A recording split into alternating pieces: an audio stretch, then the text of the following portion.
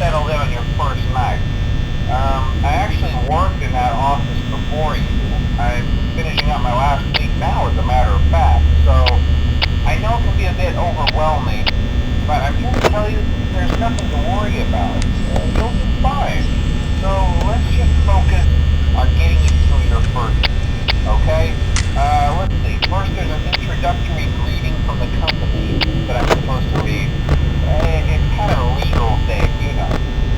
Welcome to Freddy Fazbear's Pizza, a magical place for kids and grown-ups alike, where fantasy and fun come to life. Fazbear Entertainment is not responsible for damage to property or person. Upon discovering that damage or death has occurred, a missing person report will be filed within 90 days, or as soon as property and premises have been thoroughly cleaned and bleached and the carpets have been replaced. Blah, blah, blah. Now, that might sound bad, I know, but there's really nothing to worry about. The animatronic characters here do get a bit quirky at night, but do I blame them? No. If I were forced to sing those same stupid songs for 20 years and I never got a bath, I'd probably be a bit irritable at night too. So remember, these characters hold a special place in the hearts of children, and we need to show them a little respect, right? Okay. So just be aware, the characters do tend to wander a bit. They're left in some kind of free roaming mode at night. Something about their servos locking up if they get turned off for too long. They used to be allowed to walk around during the day too, but then there was the bite of 87. Yeah. It's amazing that the human body can live without the frontal lobe, you know?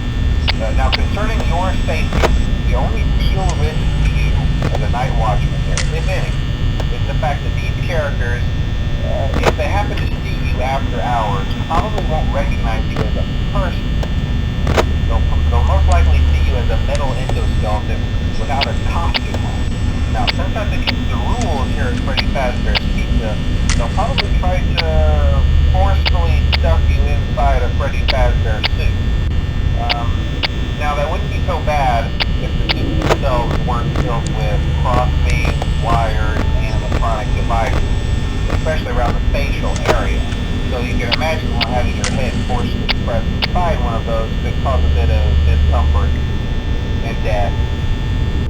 The only part of you that would like to see the light of day again would be your eyeballs and teeth that pop out the front of the mask. Yeah, they don't tell you these things when you sign up. But hey, first station agreed. I'll chat with you tomorrow. Check those cameras and remember to close the doors only if absolutely necessary. Gotta conserve power. Alright, good night.